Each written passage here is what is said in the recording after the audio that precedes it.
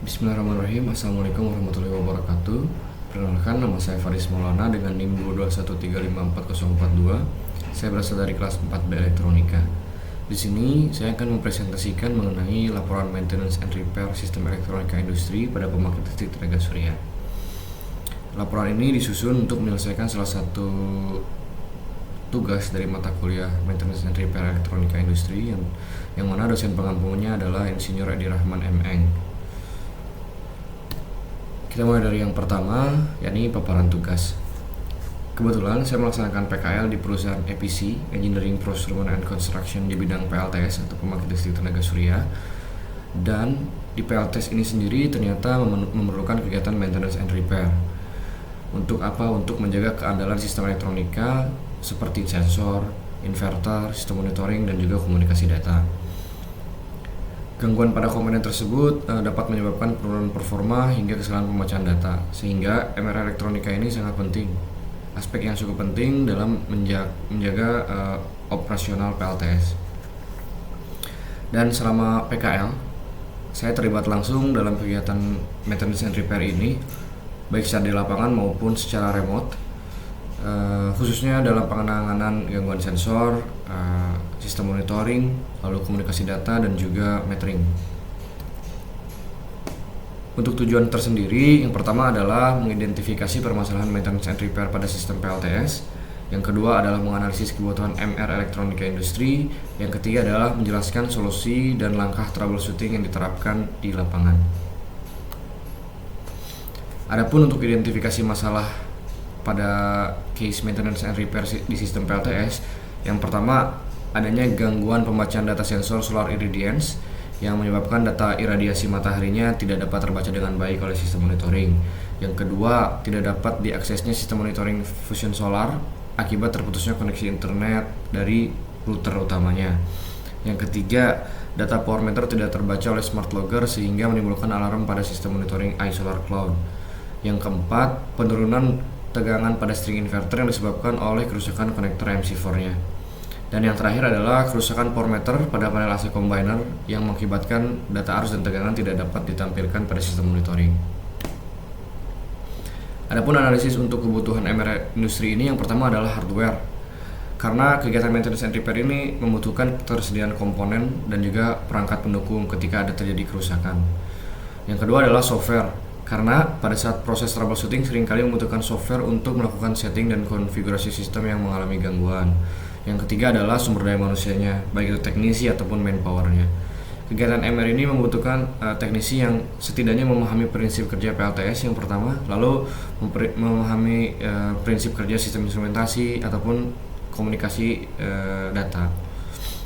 Dan yang terakhir adalah keselamatan dan kesehatan kerja. Karena sistem harus dipastikan dalam kondisi aman sebelum dilakukan penggantian komponen untuk menghindari risiko kecelakaan kerja. Adapun solusi atas upaya MR atau penanganan troubleshooting dari permasalahan yang sudah disebutkan tadi. Permasalahan yang pertama adalah ketika terjadi kerusakan pada sensor solar irradiance. Step by stepnya bagaimana? Yang pertama, sistem monitoring pada salah satu site PLTS ini tidak dapat menampilkan data iradiasi dari sensor solar irradiance ini. Meskipun hasil pengecekan fisik menunjukkan sensor berada dalam keadaan normal. Lalu kita cari troubleshooting permasalahannya apa, dan didapatkan bahwa terjadi kesalahan pengaturan address dan baud rate yang mengganggu komunikasi antara sensor dan juga smart logger. Lalu solusinya adalah setelah dilakukan pengaturan ulang address dan baud rate dengan sesuai spesifikasi, sensor kembali berfungsi normal dan pembacaannya juga kembali normal sehingga dipasang lagi di project PLTS-nya. Lalu yang kedua, permasalahan mengenai troubleshooting sistem monitoring di fusion solar. Sistem fusion solar tidak dapat diakses dan memunculkan alarm sehingga data PLTS termasuk active power tidak dapat dimonitor secara remote.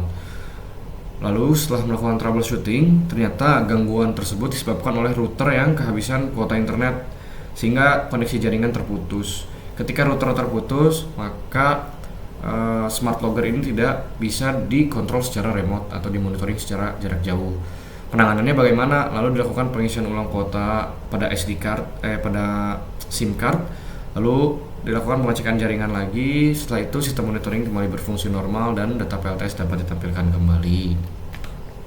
Selanjutnya adalah troubleshooting dan perbaikan power meter yang tidak terbaca. Sistem monitoring iSolar Cloud atau dari sistem PLTS ini menampilkan alarm karena data power meter tidak terbaca oleh smart logger. Lalu upayanya adalah dilakukan pemeriksaan pada jalur komunikasi data, konfigurasi jaringan dan router utama. Kemudian ditemukan kesalahan koneksi yang menyebabkan komunikasi tersebut terputus. Dan solusinya adalah setelah perbaikan koneksi dilakukan, data power meter kembali diterima oleh smart logger dan ditampilkan normal pada sistem monitoring. Selanjutnya adalah troubleshooting drop voltage yang signifikan. Pada sistem monitoring menampilkan alarm penurunan tegangan pada inverter ke-9 pada salah satu site PLTS, khususnya pada string ketiga, sehingga dilakukan pengecekan ke lapangan dan dilakukan pengetesan tegangan antara string yang terindikasi mengalami kerusakan dengan string yang normal. Lalu ditemukan penurunan tegangan signifikan yang disebabkan oleh konektor MC4-nya yang terputus akibat terbakar. Setelah itu, upayanya adalah melakukan penggantian konektor MC4 dan setelah diganti dengan yang baru dan dilakukan pengecekan tegangan ulang, semuanya sudah beroperasi dengan normal kembali.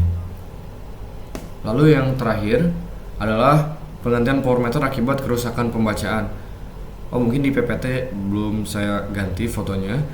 Nah, permasalahannya adalah di sini penggantian power meternya itu dilakukan karena power meter yang lama tidak menampilkan data pengukuran. Dengan pelaksanaan pekerjaan yang sesuai dengan prosedur K3 karena ini berada di panel AC combiner, maka power meter baru ini dipasang sesuai dengan wiring diagram dan spesifikasi dari datasheet Schneider Power Logic PM5300.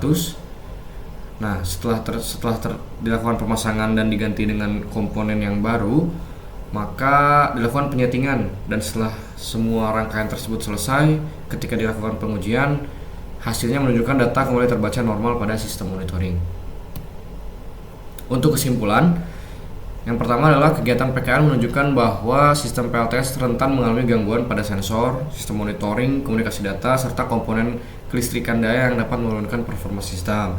Yang kedua, maintenance and repair atau MR pada PLTS tidak hanya mencakup elektronika industri saja, tetapi juga sistem kelistrikan dan instalasi, sehingga membutuhkan perencanaan, lalu sumber daya manusia yang kompeten, dan juga penerapan K3 yang baik.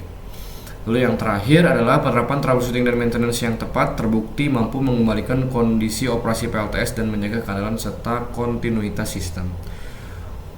Mungkin sekian yang dapat saya presentasikan. Mohon maaf bila ada kekurangan. Wassalamualaikum warahmatullahi wabarakatuh.